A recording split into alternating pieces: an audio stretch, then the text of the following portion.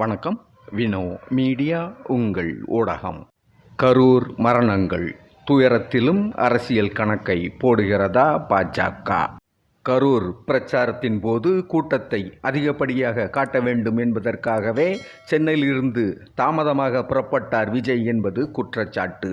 நிகழ்ச்சி தாமதப்பட்டது ஏன் என்பது குறித்து விஜய் எந்த விளக்கத்தையும் கொடுக்கவில்லை. ஆக அவரை காண வேண்டும் என்ற துடிப்பில் இருக்கும் ரசிகர்களையும் பொது மக்களையும் தனது அரசியல் பயணத்துக்கு பயன்படுத்தி கொள்ள முடிவு செய்த விஜய் எந்த அளவுக்கு கூட்டம் கூடுகிறதோ அந்த அளவுக்கு தன்மேல் கவனம் குவியும் என்று நினைத்து விட்டார் என்றுதான் சொல்ல முடியும். அரசியலில் தான் ஒரு பெரிய சக்தி என்பதை வெளிப்படுத்த கூட்டத்தை பெரிதாக காட்ட வேண்டும் என்ற அவருடைய எண்ணத்தின் விளைவை சந்தித்து இருக்கிறது கரூர். அவருடைய பிரச்சார நிகழ்ச்சியில் 41 பேர் மரணம், பலர் படுகாயம் என்று அசம்பாவிதம் நடந்துவிட கரூர் நகரம் சோகத்தில் மிதக்கிறது. கடுமையான கட்டுப்படுத்த முடியாத கூட்டத்தால் விஜய் பேசிக்கொண்டிருக்கும் போதே மக்கள் சரிந்து விழ பிரச்சனையின் தீவிரத்தை உணர்ந்து கொண்ட விஜய் உரையை சுருக்கமாக முடித்து கொண்டார். அதன் பிறகு உயிர் இழப்புகள் அதிகமாகிக் கொண்டே போக உடனடியாக திருச்சிக்கு போய் அங்கிருந்து சென்னைக்கு விமானம் ஏறிவிட்டார். உயிர் இழப்புகள் பற்றிய பத்திரிகையாளர்களின் கேள்விக்கும் பதில் சொல்லவில்லை விஜய். என்ன பதில் சொல்வதென்று அவருக்கு தோன்றாமல் போயிருக்கலாம். ஏற்கனவே பத்திரிகையாளர் சந்திப்பு என்பதையெல்லாம் விஜய் விரும்புவதில்லை என்பது வேறு விஷயம்.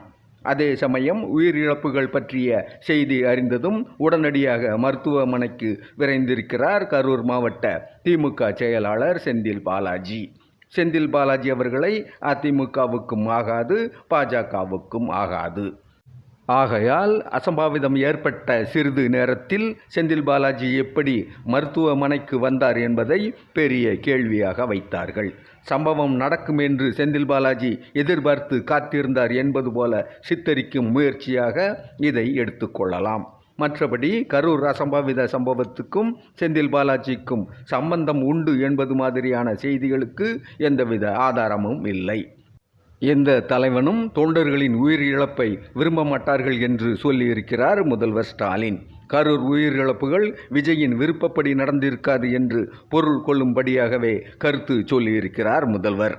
ஆனால் அரசியலுக்கு வந்து பிரச்சாரம் மேற்கொண்ட அத்தனை நிகழ்ச்சிகளிலும் விஜய் அவர்களால் விமர்சிக்கப்பட்டே வந்திருக்கிறார் முதல்வர் ஸ்டாலின். முதலீட்டை ஈர்க்க வெளிநாடு சென்றீர்களா அல்லது முதலீடு செய்ய வெளிநாடு சென்றீர்களா என்று முதல்வரின் வெளிநாட்டு பயணத்தை பற்றி விமர்சித்தவர் விஜய். ஊழல் என்பதோடு இணைத்து ஸ்டாலின் அவர்களையும் அவரது குடும்பத்தையும் அரசியல் நோக்கில் விமர்சனம் செய்த விஜய் இன்னொரு பக்கம் தனக்கு முட்டுக்கட்டை போடுகிறது திமுக அரசு என்கிற ரீதியிலும் விமர்சனங்களை மேற்கொண்டார். விஜயின் நிகழ்ச்சிகளுக்கு காவல்துறை போடும் கட்டுப்பாடுகளை தனக்கு எதிரான சதி என்கிற வகையில் கொண்டு சென்றார் விஜய்.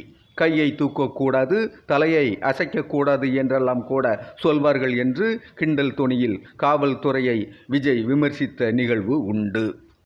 அவருடைய கரூர் பிரச்சார நிகழ்ச்சியில் கூட்ட நெரிசலில் உயிர் இழப்புகள் நடந்த சம்பவத்திலும் போதிய பாதுகாப்பு கொடுக்கப்படவில்லை என்கிற வகையில் விமர்சிக்கப்படுகிறது காவல்துறை. இந்த குற்றச்சாட்டுக்கு பதில் சொன்ன சம்பந்தப்பட்ட காவல்துறை அதிகாரி கட்டுப்பட போவதில்லை என்ற மனநிலைக்கு வந்துவிட்ட கூட்டத்தை கட்டுப்படுத்துவது சாத்தியமில்லை என்று விளக்கம் கொடுத்தார். அதே சமயம் தொண்டர்கள், கட்சியினர் ஆகியோரை கட்டுப்பாட்டுக்குள் வைத்திருக்கும் பொறுப்பும் கடமையும் சம்பந்தப்பட்ட கட்சிக்கு உண்டு என்பதை தமிழக வெற்றிக் கழகம் உணர்ந்ததாக தெரியவில்லை. இந்த நிலையில் பிரச்சனை அரசியல் ரீதியில் பயணப்பட ஆரம்பித்து விட்டது. அவசரமாக உண்மை கண்டறியும் குழு அமைத்து கரூருக்கு அனுப்பி வைத்திருக்கிறது பாஜக. காங்கிரஸ் கட்சியும் உண்மை கண்டறியும் குழு அமைக்க வேண்டும் என்று கேட்டுக்கொண்டிருக்கிறார் விடுதலை சிறுத்தைகள் கட்சி தலைவர் திருமாவளவன். பாஜக அமைத்திருக்கும் உண்மை கண்டறியும் குழு கொடுக்கும் அறிக்கையின் அடிப்படையில் பாஜக அரசியல் செய்ய போகிறது என்று யூகம் செய்திருக்கிறார் திருமாவளவன். ஆகையால் பாஜகவை எதிர்கொள்ள தேசிய கட்சியான காங்கிரசும் உண்மை கண்டறியும் குழு அமைக்க வேண்டுமென கேட்டுக்கொண்டார் திருமாவளவன். திருமாவளவன் கேட்டுக்கொண்டது நடக்கும் என்பது போன்ற அறிகுறி எதுவும் தென்படவில்லை. பாஜக குறித்து திருமாவளவன் யூகித்தது போல நடந்துவிட்டது என்றுதான் சொல்ல வேண்டும். ஹேமமாலினி தலைமையிலான பாஜகவின் உண்மை கண்டறியும் குழு கரூர் உயிரிழப்பு சம்பவம் விபத்து போல தெரியவில்லை, உள்நோக்கம் கொண்டது போல தெரிகிறது என்று தனது தீர்ப்பை வாசித்துவிட்டு சென்றிருக்கிறது. இதன் மூலம் உங்களுக்கு நாங்கள் துணையாக இருக்கிறோம் என்ற செய்தியை தமிழக வெற்றி கழகத்திற்கு கடத்தியிருக்கிறது பாஜக. பாஜகவின் உண்மை கண்டறியும் குழு தன் வேலையை முடித்து கொண்டு புறப்பட்டதும் தொலைக்காட்சியில் தோன்றினார் தவேக தலைவர் விஜய். கரூர் அசம்பாவிதங்கள் அனைத்திற்கும் தமிழக முதல்வர்தான் காரணம் என்பதாக அவருடைய பேச்சின் சாராம்சம் இருந்தது. அடிக்க வேண்டுமானால் என்னை அடியுங்கள், என் தொண்டர்களை அடிக்காதீர்கள் என்றார் விஜய். இதன் மூலம் சரியோ தவறோ எதுவாக இருந்தாலும் திமுகவையும் முதல்வர் ஸ்டாலினையும் குற்றம் சொல்ல வேண்டும். தமிழக வெற்றி கழகத்திற்கு நேர் எதிரியாக திமுகவை நிறுத்த வேண்டும். இதுதான் அரசியல் பயணத்திற்கான வழி என்ற அவருடைய மனநிலை தெளிவாக வெளிப்பட்டு விட்டது. அதே நேரத்தில் கரூர் மரணங்களை தொடர்ந்து இந்த பிரச்சனையில் பாஜக காட்டும் வேகம் ஒரு அரசியல் புள்ளியில் இணைகிறது. தமிழக வெற்றி கழகத்தை கூட்டணியில் இணைத்து கொள்ள வேண்டும் என்று பாஜக முயற்சி செய்கிறதா என்கிற சந்தேக புள்ளிதான் அது. பாஜகவை கொள்கை எதிரி என்று அறிவித்து கட்சி தொடங்கிய விஜய் கரூர் துயர சம்பவம் நடக்கும் வரையிலும் தன் நிலையில் மாற்றம் இல்லாமல் தான் இருந்திருக்கிறார். தமிழக வெற்றி கழகத்தின் தலைமையில் ஒரு கூட்டணி அமையும் என்று எதிர்பார்ப்பில் இருந்தவர் விஜய். பாஜகவுடன் நேரடியாகவோ மறைமுகமாகவோ கூட்டணி கிடையாது என்று விஜய் அறிவித்து அரசியல் நகர்வை மேற்கொண்டிருந்த நிலையில் வரும் தமிழக சட்டமன்ற தேர்தலில் 4 முனை போட்டி இருக்கும் என்று கணிக்கப்பட்டது. இதில் தமிழக வெற்றி கழகத்தின் தலைமையில் அமையக்கூடிய கூட்டணி தேசிய ஜனநாயக கூட்டணிக்கு பாதிப்பாக இருக்கும் என்று பேசப்பட்டது. தமிழக வெற்றி கழகம் பெறப்போகும் வாக்குகளால் திமுகவின் எதிர்ப்பு வாக்குகள் பிரிந்து திமுகவின் வெற்றிக்கு சாதகமாக இருக்கும் என்ற ஆருடங்கள் பரவலாக இருந்தன.